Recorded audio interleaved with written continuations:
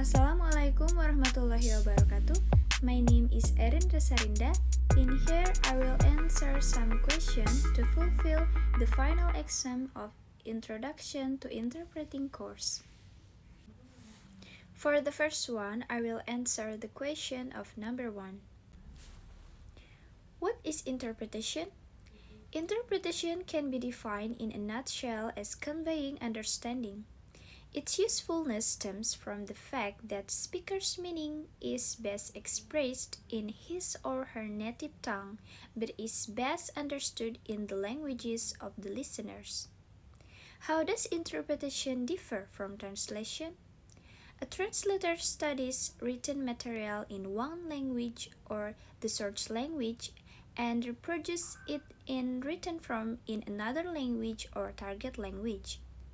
An interpreter listens to a spoken message in the source language and renders it orally, consecutively, or simultaneously in the target language.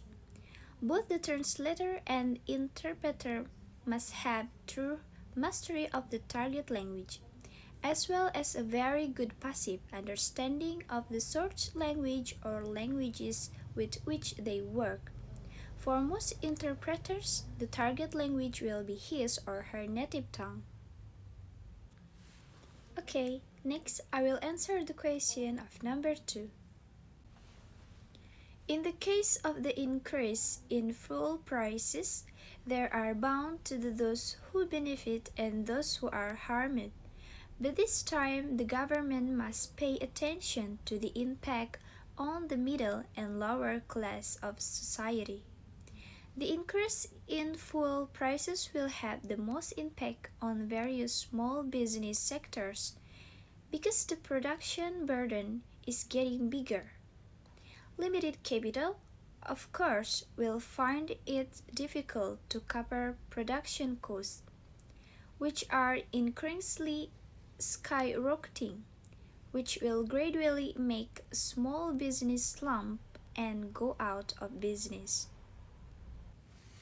Okay, now I will answer the question number 3.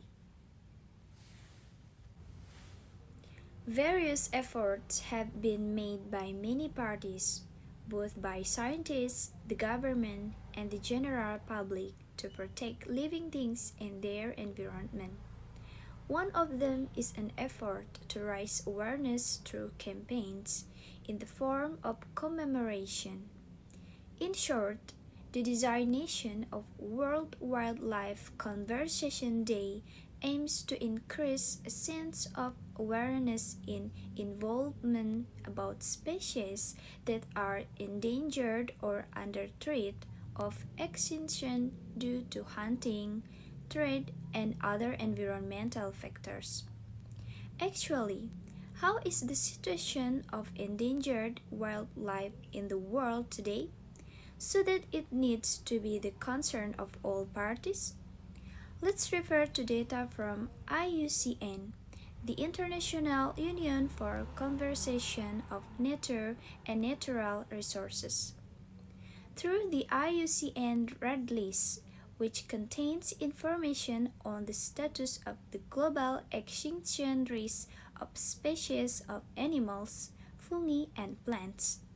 The next question is, after seeing the many species that are at risk of extinction, what conservation efforts have been made by the state? Conservation itself can be seen from two interrelated angles: species conservation and habitat conservation. The government itself has made laws on products related to conservation efforts, which are still being discussed, or sometimes the difficulty is on the conservation species side. Why was the red list approach chosen, where only some species are protected, while the rest are not? Why not choose a green list approach? All exciting species are all protected, so we should be wiser. Types that are already trained, we still help their lives. There are still many types we still maintain their existence. If only in the medical world we have a slogan, prevention is better than cure, why don't we apply in the world of protection? Next, I will answer the question of number 4.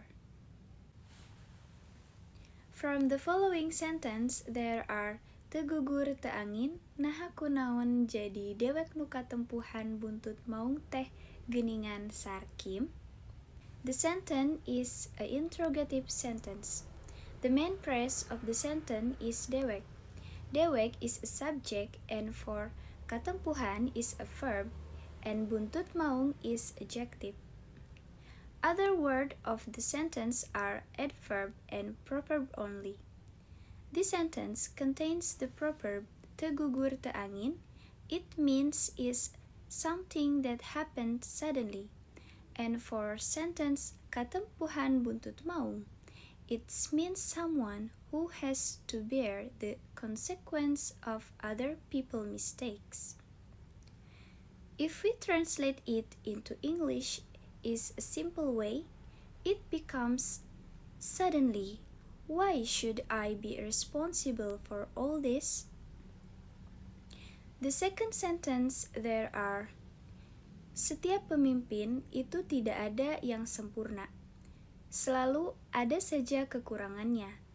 Tapi tanpa mengurangi rasa hormat kita kepada mereka yang telah berjasa terhadap negeri ini, seperti pepatah mengatakan bahwa tidak ada gading yang tak retak. The main phrase of the sentence is pemimpin, is a subject, and is a auxiliary verb. Not perfect is adjective. The sentence have a proverb. It is from tidak ada gading yang tak retak. From the proverb have the meaning setiap hal atau sesuatu pasti memiliki kekurangan atau kelemahan, seperti juga dengan manusia. If we translate it into English in a simple way, it becomes every leader is not perfect. There are always shortcomings, but without reduce our respect for those who have contributed to this country.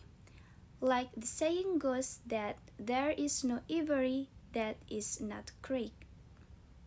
For the last, I will answer the question of number 5. Idiom examples in English. Break a leg, meaning good luck. Beat the bullet, meaning to face something difficult or unpleasant. Idiom examples in Indonesian. Melamun, meaning daydreaming. Jatuh dari langit, meaning unexpectedly good luck. Simile, examples in English. As strong as an ox, as quiet as a mouse. Simile examples in Indonesian. Secepat kilat, meaning very fast like lightning. Sekejam pedang, meaning very sharp like a sword. Okay, that's all from me. Thank you for your attention. Wassalamualaikum warahmatullahi wabarakatuh.